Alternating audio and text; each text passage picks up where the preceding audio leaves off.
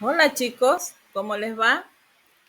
El día de hoy trabajaremos las páginas 14 y 15 de nuestro texto de la serie Manantial de Lengua y Literatura de noveno año de básica. Vamos a trabajar la unidad 1, el tema 2, estructura interna del texto lírico. Vamos a escuchar el siguiente relato. El elefante encadenado, de Jorge Bucay. Cuando yo era pequeño me encantaban los circos y lo que más me gustaba de los circos eran los animales. Me llamaba especialmente la atención el elefante que, como más tarde supe, era también el animal preferido por otros niños. Durante la función, la enorme bestia hacía gala de un peso y un tamaño y una fuerza descomunales. Pero después de su actuación y hasta poco antes de volver al escenario, el elefante siempre permanecía atado a una pequeña estaca clavada en el suelo con una cadena que aprisionaba una de sus patas. Sin embargo, la estaca era solo un minúsculo pedazo de madera, apenas enterrado unos centímetros en el suelo. Y aunque la cadena era gruesa y poderosa, me parecía obvio que un animal capaz de arrancar un árbol de cuajo con su fuerza podría liberarse con facilidad de la estaca y huir. El misterio sigue pareciéndome evidente.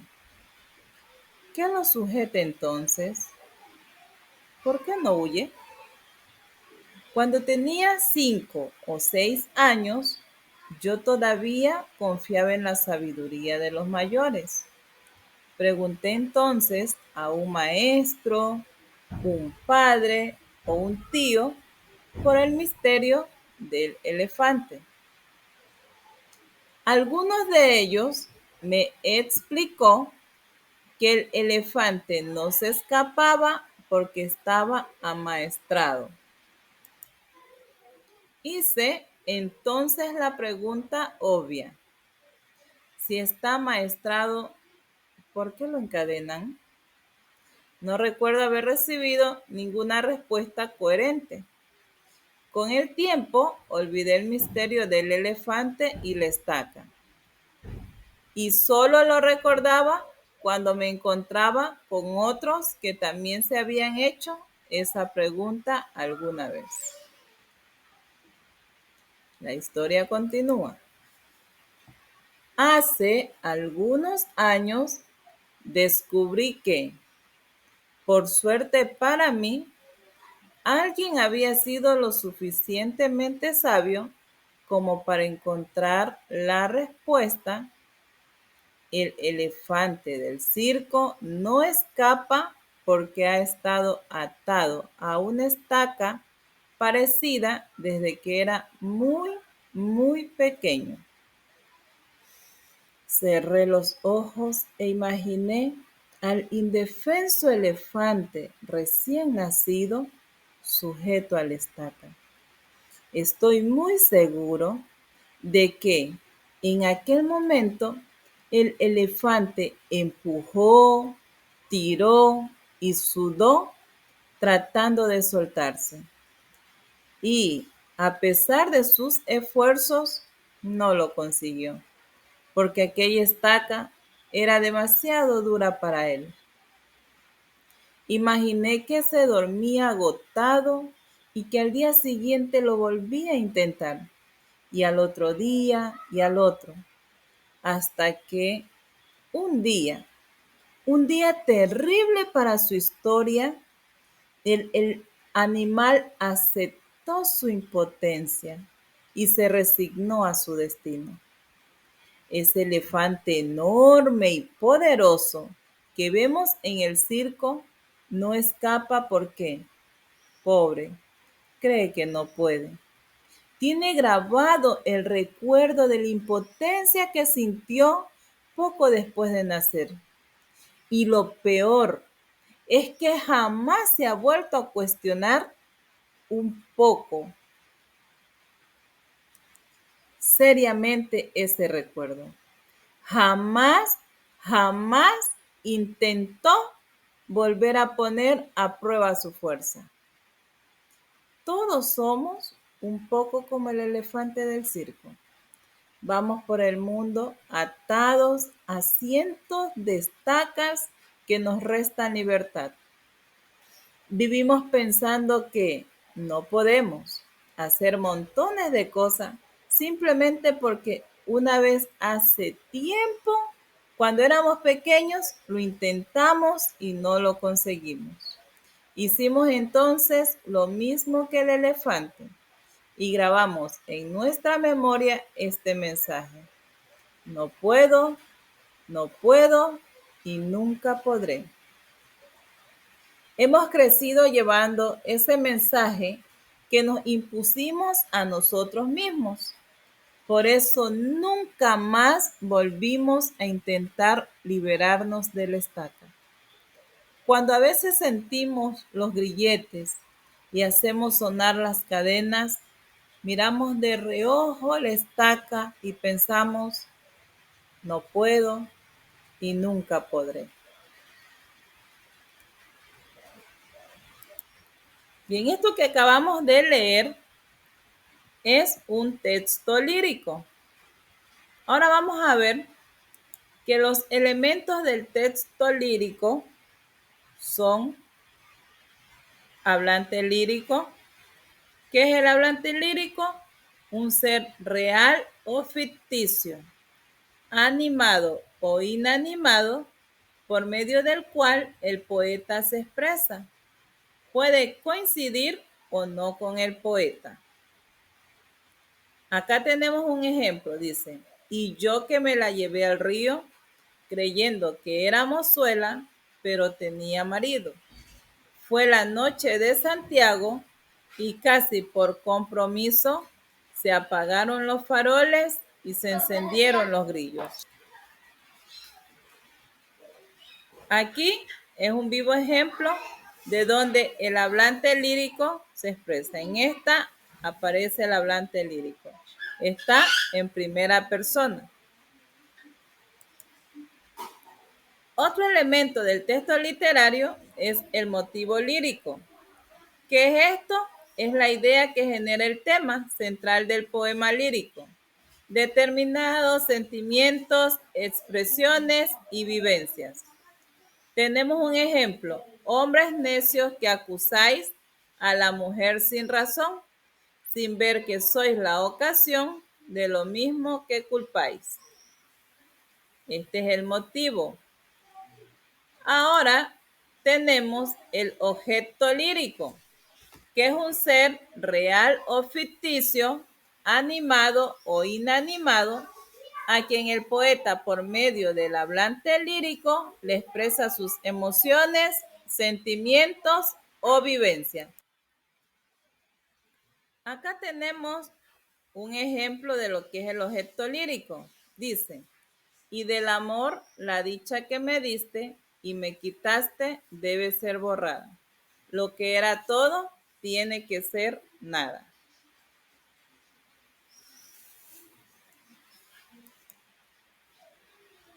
Las actitudes a través de las cuales el hablante lírico expresa los sentimientos, emociones o vivencias las conocemos como actitud lírica.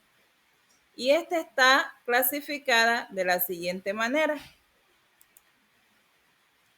La actitud enunciativa expresa los sentimientos que el hablante tiene ante el objeto lírico en una especie de narración descriptiva.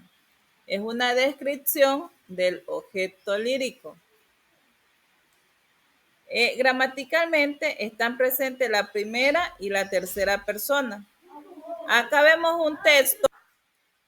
Él iba lejos a despojarse de sí mismo. Quería devorarse hacerse olvido. Estaba harto y lúcido, perdón. Se había hastiado de su piel de hombre.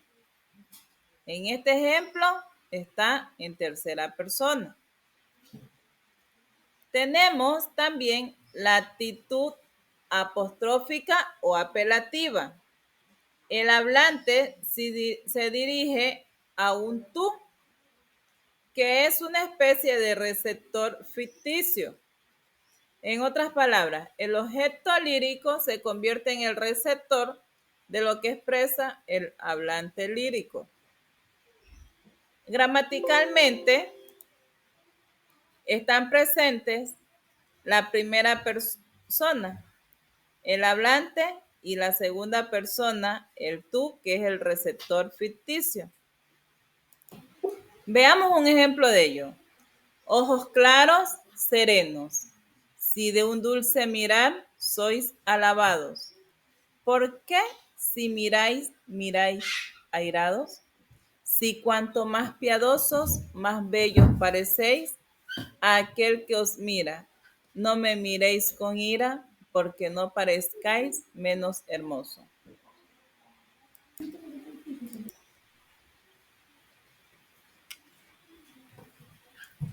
Y tenemos la siguiente actitud, que es la actitud carmínica o en tono de canción. La palabra carmínica viene de la palabra latina carmen, que quiere decir canción. Es la actitud lírica fundamental o primordial de la poesía. El poeta, a través del hablante lírico, expresa su interioridad anímica, con la que pone en evidencia el mundo interior que ha surgido por la presencia del objeto lírico. Esta gramaticalmente está presente la primera persona. Aquí tenemos, yo ya fui, me vine, apurado por la noche, porque no habría un mañana. Aquí está, en primera persona, aquí está expresando su mundo interior. Veamos acá, tenemos dos poemas, dos fragmentos de poema. Tenemos el poema 20 y el poema Amada. ¿Por qué está presente este poema acá? Porque tenemos en el poema 20 que dice, puedo escribir los versos más tristes esta noche. Escribir, por ejemplo, la noche está estrellada y tiritan azules los astros a lo lejos. El viento de la noche gira en el cielo y canta. Puedo escribir los versos más tristes esta noche. Yo la quise y a veces ella también me quiso. ¿Cómo no haber amado sus grandes ojos fijos? Puedo escribir los versos más tristes esta noche. Pensar que no la tengo, sentir que la he perdido. Oír la noche inmensa, más inmensa sin ella. Y el verso cae al alma como al pasto el rocío. Eso es todo. A lo lejos, alguien canta, a lo lejos. Mi alma no se contenta con haberla perdido. Acá vamos a identificar las partes. ¿Quién habla en el poema que es el hablante lírico? Alguien que ha perdido a su amada. ¿Qué le motiva al hablante lírico a expresarse? ¿Qué es el motivo lírico? Le motiva la tristeza por la ausencia de la amada. Y la tercera pregunta que nos debemos hacer para identificar al objeto lírico es ¿a quién se dirigen las palabras? ¿A quién? Es a la mujer amada, ¿verdad? ¿Qué actitud se reconoce en el hablante lírico? Acá tenemos la actitud carmínica o de la canción, ya que ésta está expresando su interioridad en primera persona. Vemos acá, dijimos que la carmínica es La actitud fundamental o primordial de la poesía, porque generalmente los poetas expresan sentimientos y emociones. Tenemos el otro poema, Amada. Dice, el duro son de hierro tomaré melodía para cantar tus ojos, violetas luminosas, la noche de tu negra cabellera y el día de tu sonrisa, pura más que las puras rosas. Tú vienes con el alba y yo y con la primavera espiritual, con toda la belleza que existe, con el olor del lirio azul de la pradera y con la alondra alegre y con la estrella triste. La historia de mi alma es la del peregrino, que extraviado una noche en un largo camino, pidió al cielo una luz, y apareció la luna, pues estaba en un viejo dolor convaleciente, y llegaste lo mismo que una aurora naciente, en el momento amargo y en la hora oportuna. Vamos, que fluya la creatividad suya. Aquí tenemos que identificar el hablante lírico, el motivo lírico, el objeto lírico y con qué actitud se reconoce al hablante lírico.